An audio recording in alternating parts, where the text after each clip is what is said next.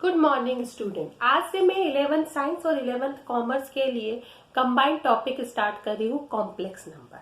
अब complex number होता क्या है, ये चीज आपको ध्यान रखना है। फिर कॉम्प्लेक्स नंबर में स्क्वायर रूट का फॉर्म क्या रिप्रेजेंट होता है, ये वाला टॉपिक भी मैं यहाँ इंक्लूड करूंगी।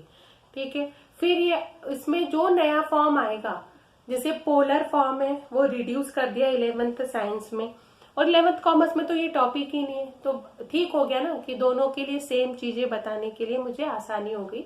एक ही वीडियो में दोनों के लिए मैं टॉपिक भेज सकती हूँ। ठीक। सबसे पहले आपके पास दे रखा रहेगा कॉम्प्लेक्स नंबर। अब कॉम्प्लेक्स नंबर क्या होता है, सबसे पहला फॉर्म देखो। जैसे सिंपल हमने इक्वेशन सॉल्व कर रखी है, X square plus 1 equal to 0, X square equal to -1 होता है।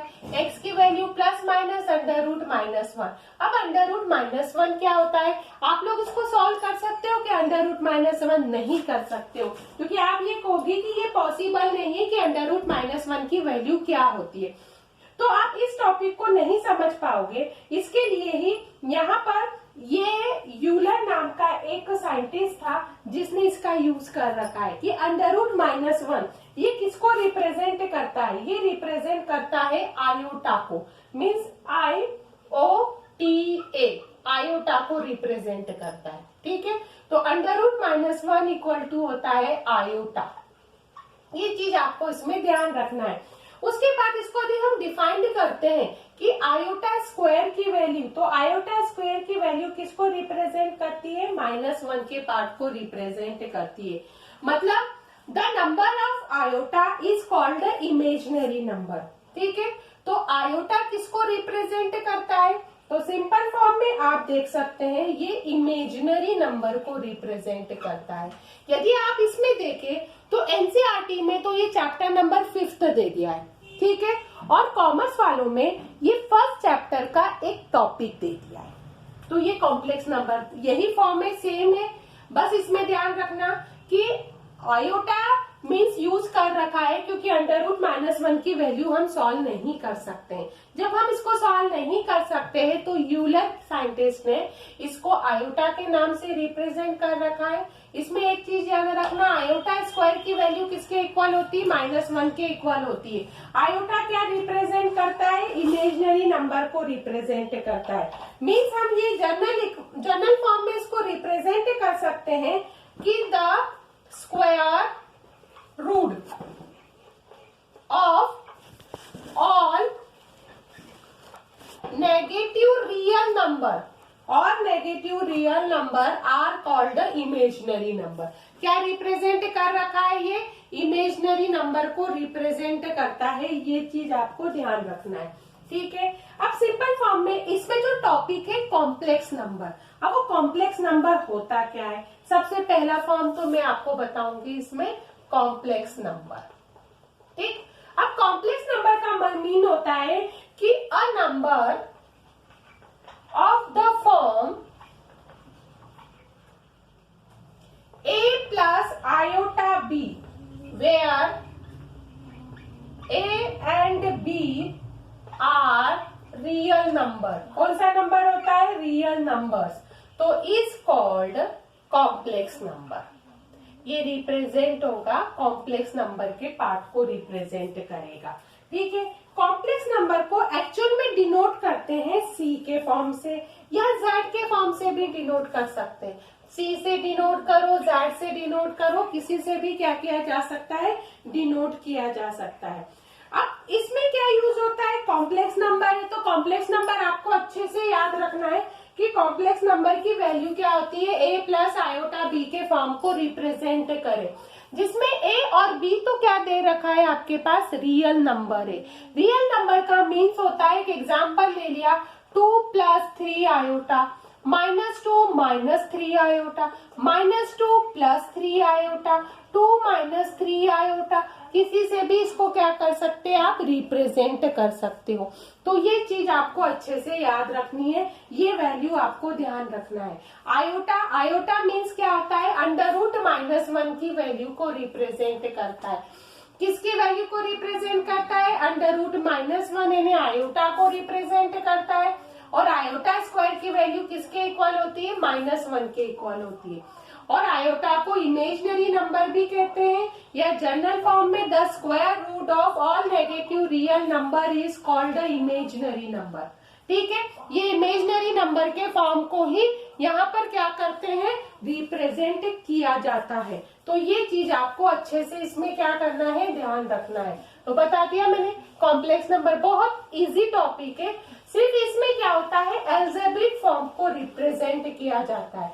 मीन सिंपल फॉर्म में, एल्जेब्रिक फॉर्म में एडिशन हो गया है, उसके बाद सब्ट्रैक्शन हो गया है, मल्टीप्लाई हो गया है, डिवाइड हो गया है। तो ये सब चीजें यहाँ पर यूज की जाती है। इसमें पोलर फॉर्म है नहीं, तो पोलर फॉर्म तो वैसे भी कॉम्प्लेक्स नंबर के टॉपिक में नहीं दे रखा था। साइंस में इसको रिड्यूस कर दिया है, तो दोनों ही क्लास में ये चीजें यहाँ पर इंक्लूड नहीं होगी। अब सबसे पहला फॉर्म होता है स्टैंडर्ड फॉर्म। ठीक है, हमने क्या लिखा है, standard form of a complex number. ठीक है, ये कॉम्प्लेक्स नंबर का स्टैंडर्ड फॉर्म रिप्रेजेंट करता है। मतलब हम इसमें क्या कह सकते हैं कि if a complex number is expressed, किसको एक्सप्रेस्ड करता है ये, in the form a plus iota b को। ठीक है, a और b क्या रिप्रेजेंट होते हैं, रियल नंबर। आयोटा किसको रिप्रेजेंट करता है, अंडर रूट -1 को। तो ये होता है इसका स्टैंडर्ड फॉर्म रिप्रेजेंट होता है। अभी मैं एग्जांपल बताया, 2 + 3 आयोटा -2 + 3 आयोटा, दोनों जगह माइनस हो, एक माइनस एक प्लस को रिप्रेजेंट करता हो। तो ये सब फॉर्म क्या होता है, रिप्रेजेंट होते हैं स्टैंडर्ड फॉर्म में। अब इसमें याद रखना कि ए ये कौन से पार्ट को करता है, रियल पार्ट को रिप्रेजेंट करता है, और ये वाला पार्ट किसको रिप्रेजेंट करता है, इमेजिनरी पार्ट को रिप्रेजेंट करता है।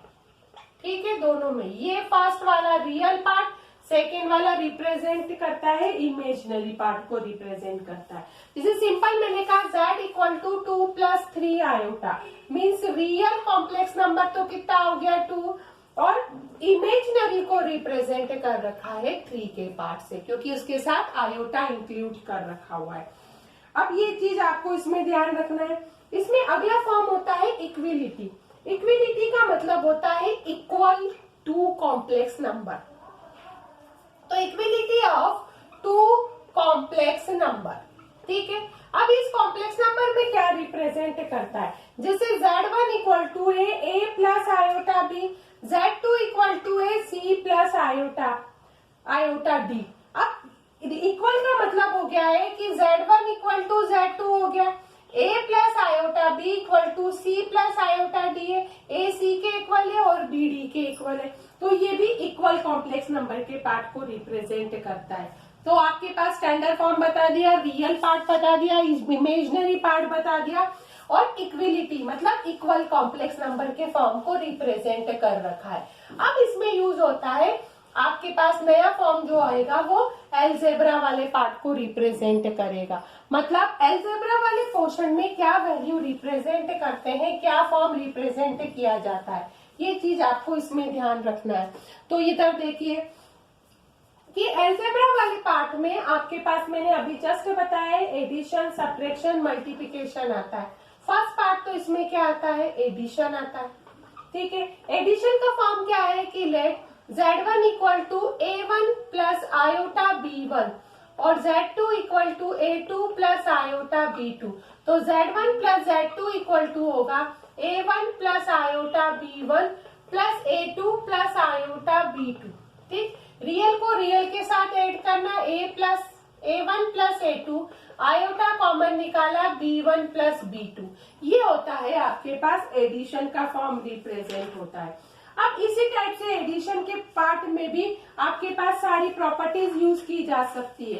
कौन सी प्रॉपर्टी यूज की जा सकती है, एक तो क्लोजर प्रॉपर्टी होती है, एक होता है एक क्लोजर प्रॉपर्टी के बाद एक कम्यूटेटिव प्रॉपर्टी होता है, दोनों को ऐड करके एक एसोसिएटिव प्रॉपर्टी होता है। तो वो प्रॉपर्टी भी हम यहाँ पर यूज कर सकते हैं। जैसे आपके पास दे रखा है क्लोजर प्रॉपर्टी। अगर इस प्रॉपर्टी को देखा जाए तो the sum of the 2 complex number z1 and z2, ठीक है, are the any 2 any two complex number, then the Z1 plus Z2 is always the complex number. ठीक है, इसका मतलब होता है कि दोनों को प्लस करने के बाद जो भी नंबर आता है यदि वो कॉम्प्लेक्स नंबर है तो वो क्लोजर प्रॉपर्टी को यूज किया जाता है. सेकेंड होता है कम्यूटेटिव प्रॉपर्टी. कम्यूटेटिव प्रॉपर्टीज का मीन होता है, सिंपल फॉर्म में आप ये देखना कि Z1 और एंड Z2 क्या दे रखा है, are any two complex number. Any two complex number दे रखा है, तो इसमें आता है कि Z1 plus Z2 equal to Z2 plus Z1 होना चाहिए. मतलब Z1 और Z2 का सम Z2 प्लस Z1 सम के इक्वल होना चाहिए. तो ऐसा फॉर्म कम्युलेटिव प्रॉपर्टी को रिप्रेजेंट करता है. अगला फॉर्म होता है एसोसिएटिव प्रॉपर्टी. एसोसिएटिव प्रॉपर्टी का मतलब है कि कॉम्प्लेक्स नंबर 3 होना चाहिए. कौन कौन से, Z1, Z2 एंड Z3 होना पड़ेगा. तो अरेंजमेंट कैसा होगा, Z1 plus Z2 plus Z3 किसके इक्वल आना चाहिए, Z1 plus Z2 plus Z3 के इक्वल आना चाहिए. तो ये एसोसिएटिव प्रॉपर्टी को रिप्रेजेंट करता है. अब इसमें आता है एडिटिव इनवर्स के फॉर्म को रिप्रेजेंट करता है. इसका मतलब आपके पास दे रखा हुआ है कि यदि एक फॉर्म Z है, A प्लस आयोटा B है, और दूसरा आपके पास माइनस Z दे रखा है, minus A minus iota B है, तो Z प्लस 1 माइनस Z किसके इक्वल होता है, 0 को. तो एडिटिव इनवर्स के फॉर्म को रिप्रेजेंट करता है. तो ये तो आपके पास आ गया है, किसके अंदर हो गया है, एडिशन में हो गया है. आप इसी टाइप से इसको किस में रिप्रेजेंट कर सकते हैं, अगला फॉर्म जैसे आप यूज कर सकते हो सब्ट्रैक्शन में.